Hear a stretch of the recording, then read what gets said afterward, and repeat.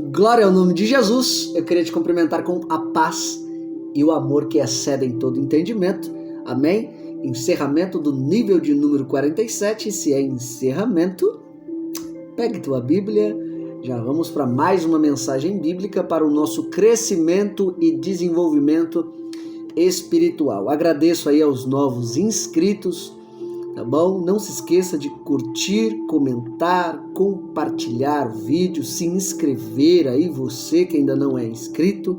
Beleza pura? Quando você faz essas coisas, o YouTube entende que você gosta do conteúdo e o objetivo desse canal aqui é apresentar um evangelho de forma crescente. Baseado no que, irmão Cleberson? A lei da vida. A vida não volta para trás, não é? A cada segundo só anda para frente e evoluindo. Todo cristão genuíno também segue essa lei. Também evolui, também cresce, também renova a sua mente. Vai crescendo aos poucos, não é? Então aqui a gente está apresentando um evangelho de forma crescente, de nível em nível, aumentando o conteúdo cristão de nível em nível. Já estamos no nível de número 47. Significa que tem uma playlist já para você que quer compreender o que é esse negócio de nível em nível. Eu apresento um louvor, uma frase e uma mensagem bíblica. Essas três coisas fecham um nível, beleza? Já tem uma playlist lá para você com 47 louvores, 47 frases de reflexão e, com esse vídeo de hoje, 47 mensagens bíblicas. Não perde nada. Se alimente do evangelho. Inclusive, tem louvores da harpa que não são cantados em algumas igrejas, louvores da harpa. Todo culto é utilizado a harpa. E tem hinos que não são cantados. Já é bom para você aprender e aumentar o repertório de hinos da harpa aí na sua igreja. Beleza pura? Bora para cima. Já pegue sua Bíblia, vai abrindo ela em Mateus, capítulo de número 9, tá bom? Vamos ler aqui do 9 ao 13. Vamos falar da vocação de Mateus. Na verdade, não vamos falar nem sobre Mateus, mas vamos tratar aqui algumas expressões no texto muito importantes para o nosso crescimento espiritual. Entender melhor a maneira que Jesus pensava. E um assunto um pouquinho polêmico. Aqui vamos tratar a expressão misericórdia quero e não sacrifício. O que significa isso? Vamos tratar essa expressão polêmica aqui de Jesus, que quando é falado, a maioria, principalmente dos líderes, não concordam. Mas, mesmo assim, não é nossa palavra, é de Deus, né? Vou apresentar esse livro aqui para você, livro do Edir Macedo, da biografia dele, beleza? Nos outros dois vídeos anteriores, apresentamos o 1 e o 2, esse é o terceiro, é a trilogia dele, beleza? Nada a perder, a sua biografia. Do Coreto ao Templo de Salomão, a fé que transforma, a biografia mais vendida dos últimos anos, mais de 4 milhões de exemplares em todo o mundo. E esse é o resumo. A sequência do livro mais vendido no Brasil em 2013. A biografia que conquistou milhões de leitores em todo o mundo chega ao seu último volume. A parte final de uma emocionante jornada de renúncia e persistência com recordações e fotos inéditas, reveladas pelo fundador de um dos maiores movimentos de fé da atualidade. Relatos comoventes de quem superou todos os tipos de adversidade para conquistar milhões de fiéis nos lugares mais remotos do planeta. Como um pregador brasileiro de origem humilde inicia sua missão solitária em praça pública do Rio de Janeiro e 37 anos depois lidera uma igreja presente em mais de 100 países. Como essas fronteiras foram rompidas? Como foram vencidos os limites de etnias, culturas e idiomas? As respostas a essas e outras perguntas surgem no último livro de Memórias de Edir Macedo. Com depoimentos tocantes, ele abre a porta de sua casa aos leitores para contar sobre um bem precioso, a família. Revela os segredos do seu casamento e resgata momentos íntimos em confidências de amor e fidelidade. como a esposa Esther se transformou no suporte para atravessar todas as fases de agonia. Os bastidores da inauguração do memorável Templo de Salomão, nas palavras de quem idealizou a construção. Os significados e as inspirações da obra, que se tornou um marco na história das religiões. As lições de confiança, a vitória sobre o derrotismo, os sonhos transformados em realidade, a parte final da biografia mais vendida nos últimos tempos. Beleza? Irmão Cleberson, quero comprar R$40. Quero ganhar, irmão Cleberson. Você dá esse livro? Dou. Arrume mais 12 inscritos para o nosso canal e o livro é seu. E terceiro ponto é que você que deseja nos convidar para ir levar um louvor, uma palavra aí na sua igreja, levar a viola, nossa maletinha, bora pra cima, daqui a fogo na seara dos filistas. Na compra de no mínimo um livro, passagem de ida e volta, estaremos indo aí com todo prazer. Beleza? Bora pra cima para o conteúdo de hoje. Mateus, capítulo de número 9, versículo de número 9 ao 13. Assim está escrito, e Jesus, passando adiante dali, viu assentado na alfândega um homem chamado Mateus, e disse-lhe, segue-me. E ele, levantando-se, o seguiu. E aconteceu que, estando ele em casa, sentado à mesa, chegaram muitos publicanos e pecadores, e sentaram-se juntamente com Jesus e seus discípulos. E os fariseus, vendo isto, disseram aos seus discípulos, porque come o vosso mestre com os publicanos e pecadores? 12. Jesus, porém, ouvindo, disse-lhes, não necessitam de médico os sãos, mas sim os doentes. Ide, porém, 13. Ide, porém, e aprendei o que significa misericórdia. Quero, e não sacrifício, porque eu não vim chamar os justos, mas os pecadores ao arrependimento. Beleza pura?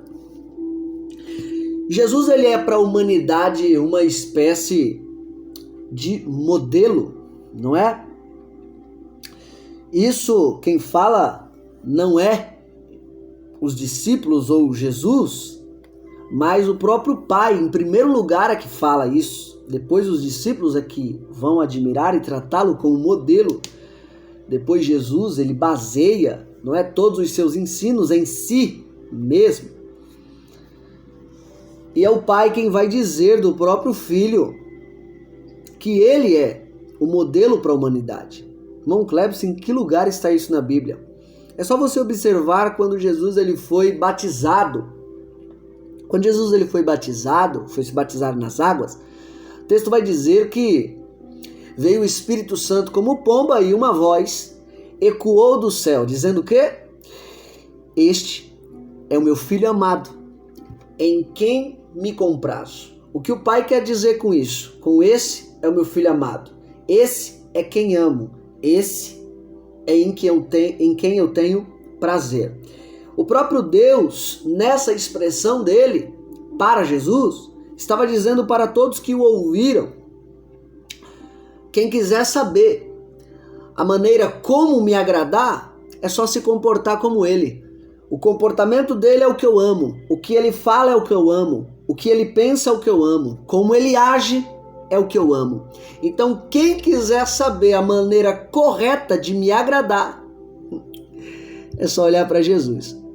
Porque Jesus, ele é sim o nosso modelo de como pensar melhor, de como falar, de como sentir e de como agir. Então já começa aqui. Nós precisamos ter o nosso mestre. Nós precisamos ter Jesus como modelo.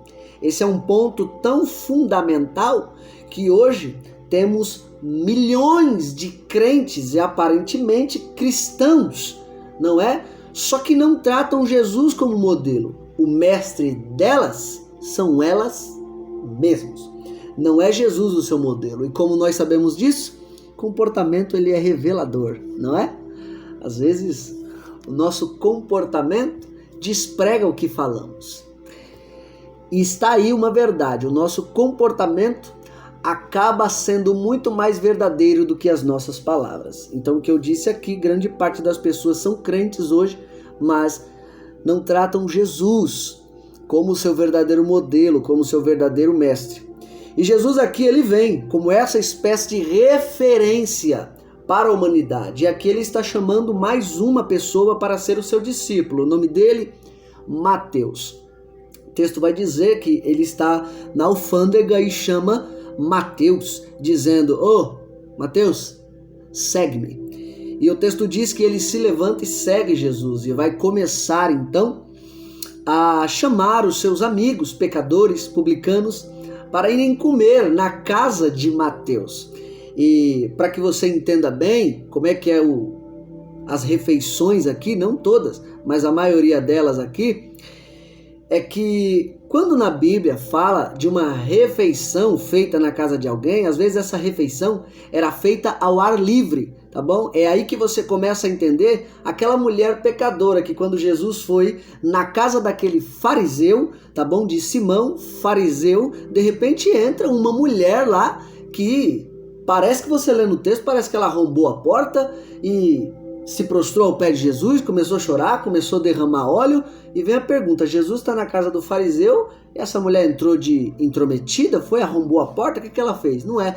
É que a maioria dessas refeições aqui, de acordo com o texto, eram feitas ao ar livre. Por isso que às vezes essas pessoas acabavam tendo esse acesso. E aqui não muda. Jesus está juntamente com Mateus, com seus discípulos e os amigos de Mateus, que é os publicanos e os pecadores. E os fariseus, eles veem isso, né? Eles acabam vendo isso. E eles questionam. Olha o que eles questionam no versículo de número 11. E os fariseus, vendo isso, disseram aos seus discípulos: por que come o vosso mestre com os publicanos e os pecadores? E Jesus ouviu. Versículo de número 12, não é os discípulos que respondem, mas o próprio Jesus. E Jesus responde assim, Jesus, porém, ouvindo, disse-lhes: não necessitam de médico os sãos. Aqui está uma expressão que nós iremos começar a tratar no texto. Não necessitam de médico os sãos. Primeiro, quem é o médico na história? Segundo, quem são os sãos? Que Jesus está falando que não precisam de médico. Primeiro ponto aqui a ser ressaltado é que o médico, aqui no texto e no contexto, é Jesus.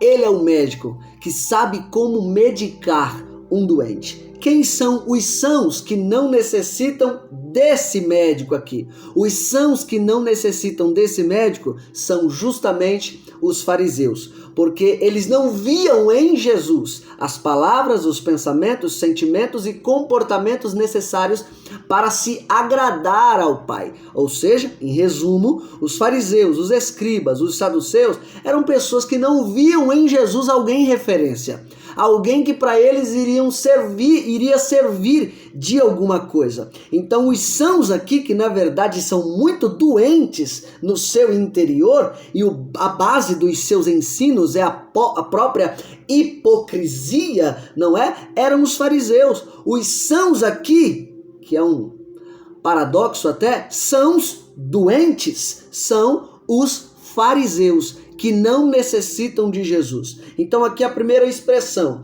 não necessitam de médico os sãos. Vocês não precisam de mim. Era isso que Jesus estava dizendo para os fariseus ali. Vocês não precisam de mim. Mesmo que para a sociedade vocês aparentam ser seres humanos saudáveis.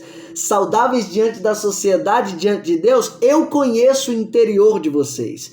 E conhecendo o interior de vocês, vejo que vocês não necessitam dos meus medicamentos, da minha palavra, do meu comportamento. Então vocês não precisam de mim. Isso é um ponto aqui a ser ressaltado, porque os fariseus falavam mesmo que não necessitavam de Jesus, chamavam até Jesus de pecador. Mas eu quero tratar dentro dessa expressão que não é só quando você fala, que você mostra que não necessita de algo ou de alguém, mas quando você também se comporta. Quer ver uma coisa? Existem muitos seres humanos que dizem: eu sou dependente de Jesus, eu preciso de Jesus, Jesus para mim é tudo. Só que cá para nós, a Bíblia acaba nos revelando o que é um comportamento que realmente depende de Deus, o que é um comportamento que realmente depende de Jesus. E a Bíblia nos revela, quando nós dependemos de Deus, quando nós dependemos de Jesus,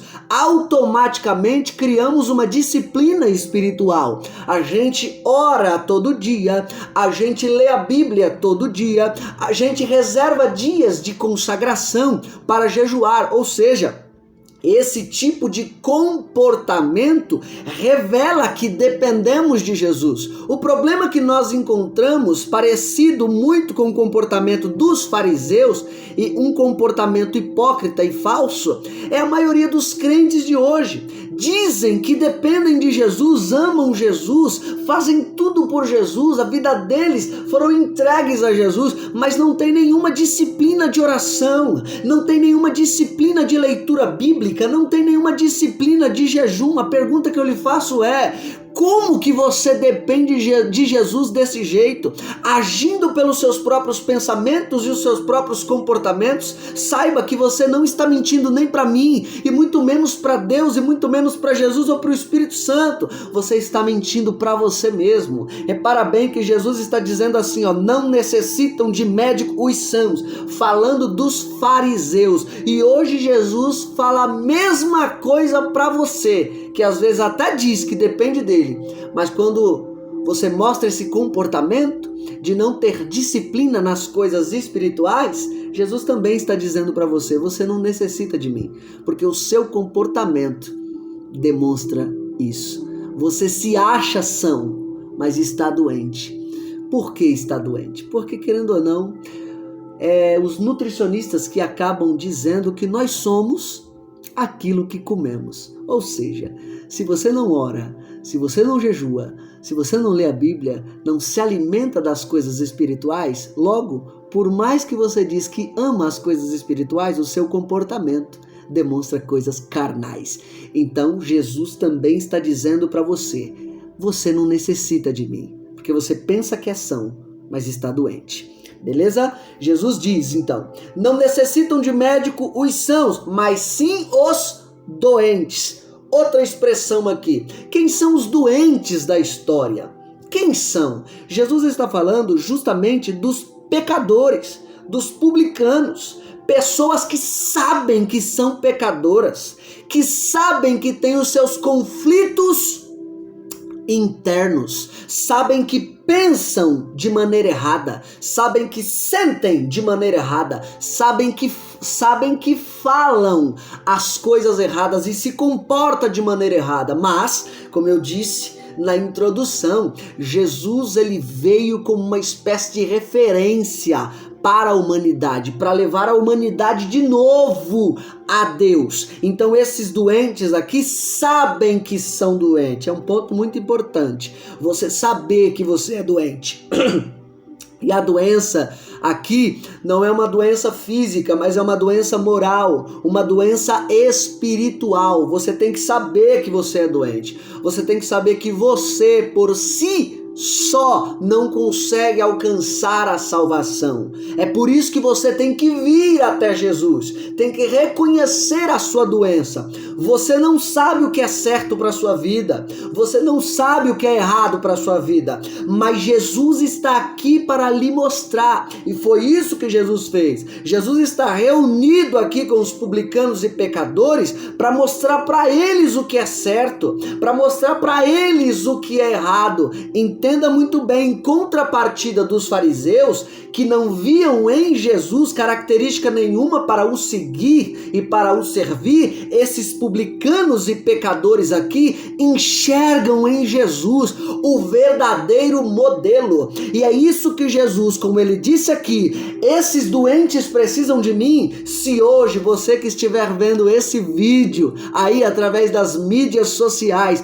se sente doente, sente que não sabe o que é certo para a sua vida e nem o que é errado. Jesus está dizendo: eu posso ser sua referência, eu posso ser o seu médico, porque eu estou vendo como é que você está dentro de você, dentro dos seus pensamentos, dentro dos seus sentimentos, e eu tenho medicamento para te curar, te dar a paz que excede todo entendimento. Toda essa perturbação na mente, toda essa perturbação na alma, eu, o teu Senhor, eu tenho poder para curar. Primeiro, você tem que ver que você está doente. Segundo, vem até a mim, vem conversar comigo e beba, coma do meu medicamento, os meus ensinos, a minha palavra. E se você fizer isso, eu vou te curar.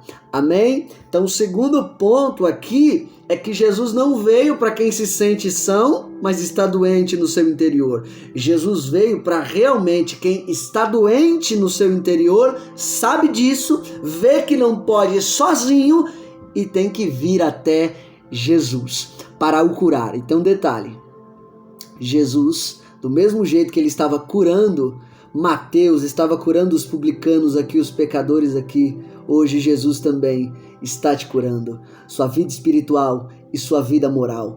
Ele vai começar a dizer para você o que é certo e o que é errado no reino de Deus. Amém?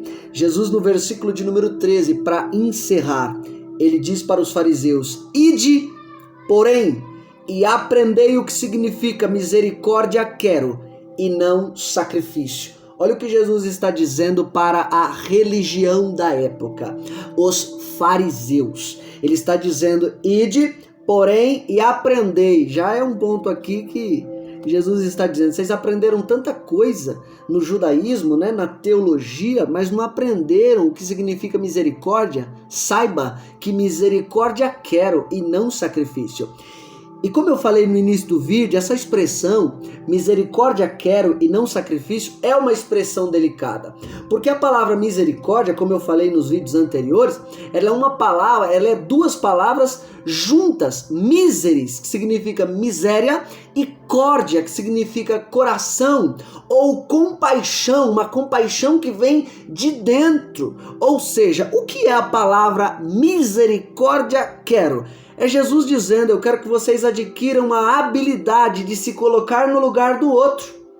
Aí Jesus faz um contraste aqui com o sacrifício. Sabe o que é o sacrifício no texto aqui? É justamente a liturgia do culto dos fariseus. É justamente o culto dos fariseus. Olha o que Jesus está dizendo, repito, eu sei que é uma expressão delicada, mas olha o que Jesus está dizendo.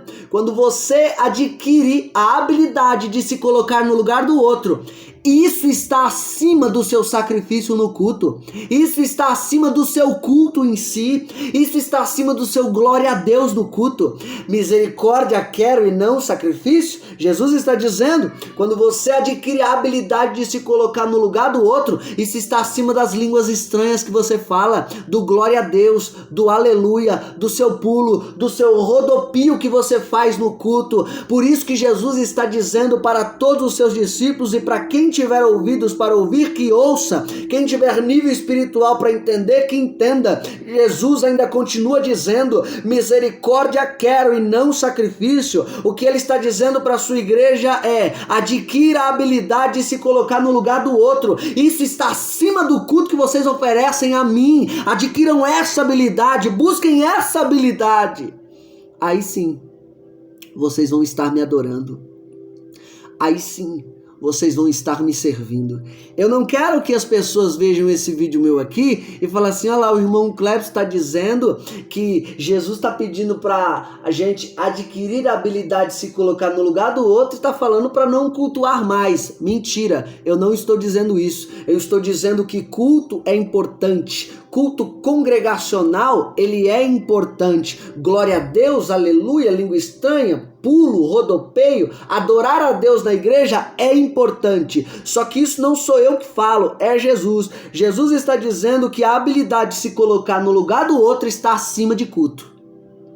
Está acima do culto congregacional. Está acima do culto junto. É a habilidade de se colocar no lugar do outro.